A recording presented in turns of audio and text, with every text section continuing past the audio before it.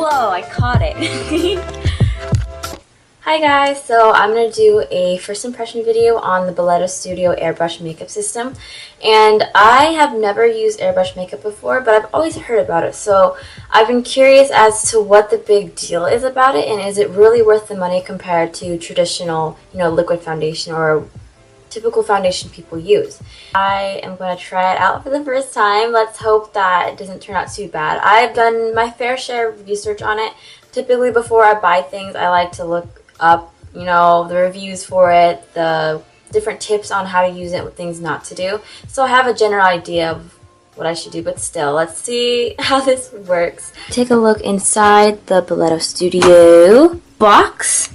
We have the periodic table of makeup right here, and basically this has the different shades of foundation that they offer, and you can see that they come in different undertones, yellow and pink, and there's also blushes and shadows that have shimmer and matte finishes, skin perfectors, and there's also blushes, highlighters, and eyebrows and things like that. So it's obviously not just for foundation, which is pretty cool.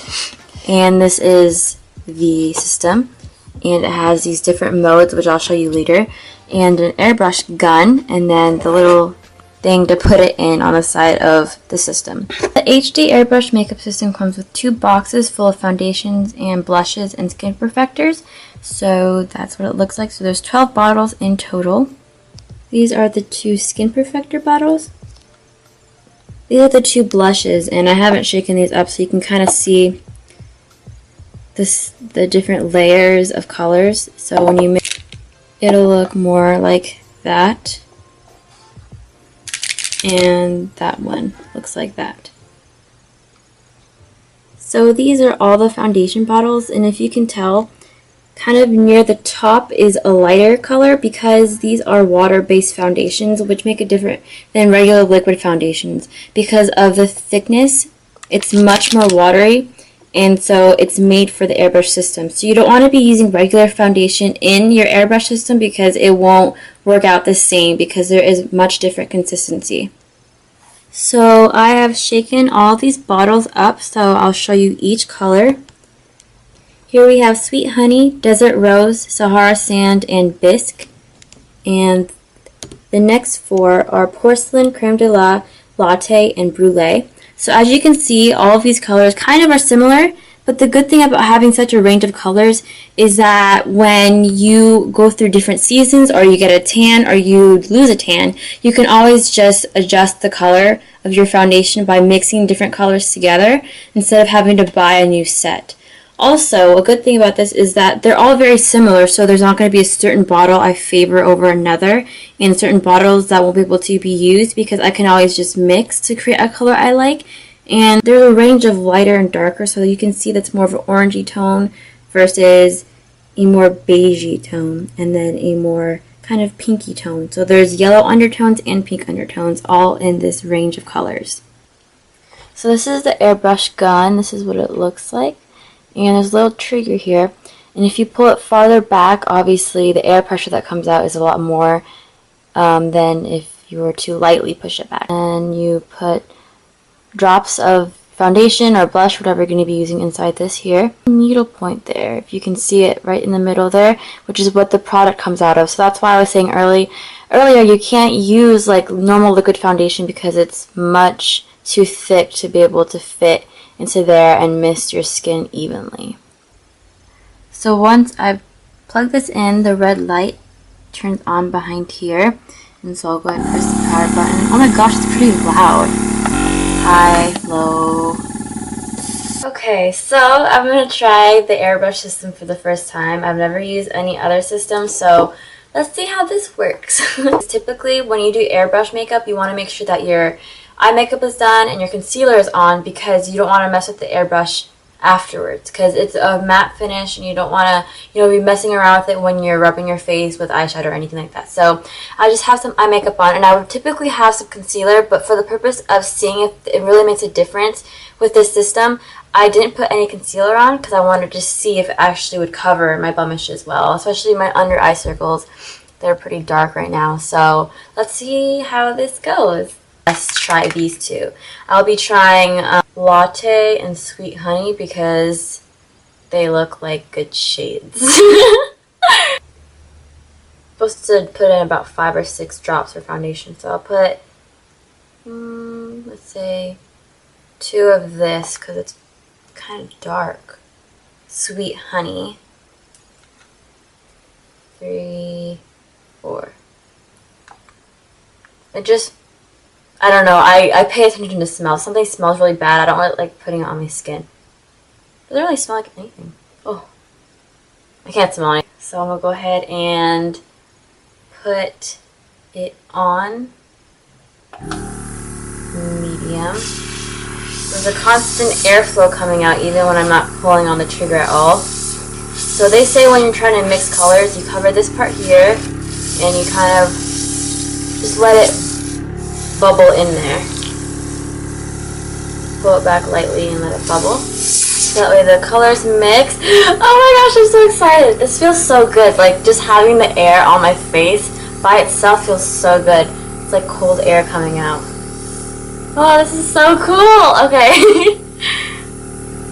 I'm nervous. I feel like it's gonna go all over my face. Well, it's supposed to, but like, okay, I'll just go.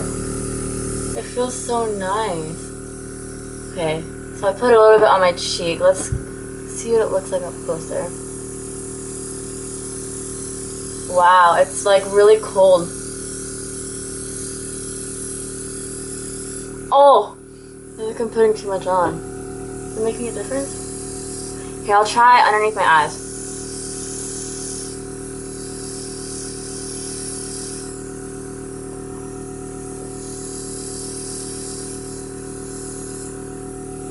Oh, I think I put a little bit too much on. Oh!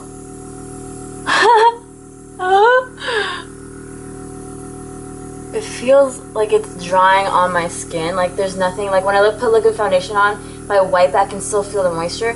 With this, it's almost like a matte finish. I think I messed up right here. What the heck is this? It's like a spot. I think I put way too much earlier on that part. So if you hear that, it kind of, I don't think you can hear it, but change in pitch means that I have to refill because there's nothing left. So I'm going to refill real quick. It feels so good though. Oh, that's a really bad spot right there. Do you see that? What happened there? Oh, I think I touched it. See? You're not supposed to touch it. Like I was saying earlier, you're not supposed to mess with it, and I messed with it. And that's what happens. It feels so nice. It's like a cold breeze on your face. This is like the funnest way to put makeup on ever, I swear. Okay, so I have like veins on my eyelids, if you can see there, so let's see if this covers it up.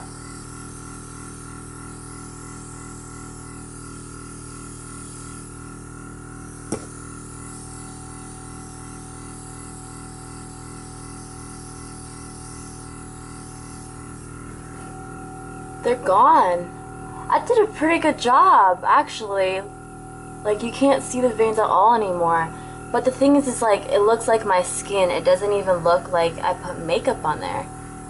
That's cool. Okay, so I'm going to go ahead and try the blush. So I'm using B5, which is Coralia. Looks like this. So I'm going to go ahead and shake it before I use it. And they have these little beads inside. If you can hear that, which just makes sure that the whole mixture mixes evenly and well.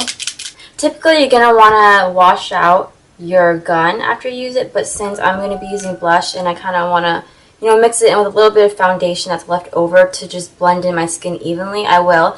But I'll also show you guys how to clean your brush after you use it, because you want to make sure that after each use you clean out your brush so it doesn't dry or clog up your air gun. So I'll put in drops of this blush. Turn on thing. I'll put it on low setting. And let's see how this goes. Okay. Oh!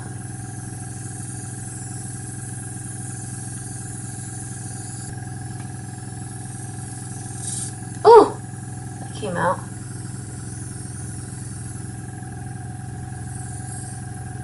So I have blush on this side, so I'm going to do this side. Oh yeah, that came out. Look at that. It's like a line. I don't want to touch it. I keep wanting to touch it because usually I like blending my foundation when I put it on, or my bronzer. That came out really bad. I did horrible on that. If you can see that, that is like a straight line across my face. So this definitely does take practice, since it's not your usual way of putting makeup on if you're not used to it.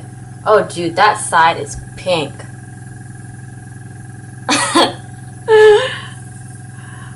Okay, I think I'm good on blush on this side. Let's just put a little bit more on that side. Really fun because it's just a cool mist on your face, and it's super like soothing on your face, and it looks like my skin is like this. Not that I put any, you know, foundation on, except for obviously this right here. You can kind of get a hint. I'm wearing makeup for there's a pink streak on my face, but otherwise I am happy with the way it turned out. I can't wait to start like getting used to this, so that way it'll actually be a better job than what I did right now.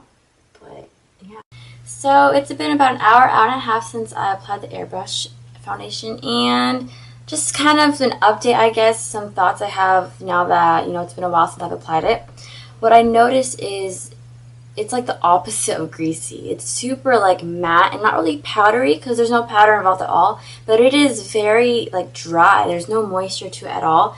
And I didn't put moisturizer or primer on, which is something that you should definitely do, because I think it would make a big difference, especially moisturizer, because around my mouth here I especially have dry spots, and when you have dry spots and you use the airbrush, I find that it's just darker in those areas, so it's a little bit uneven if there's dry spots.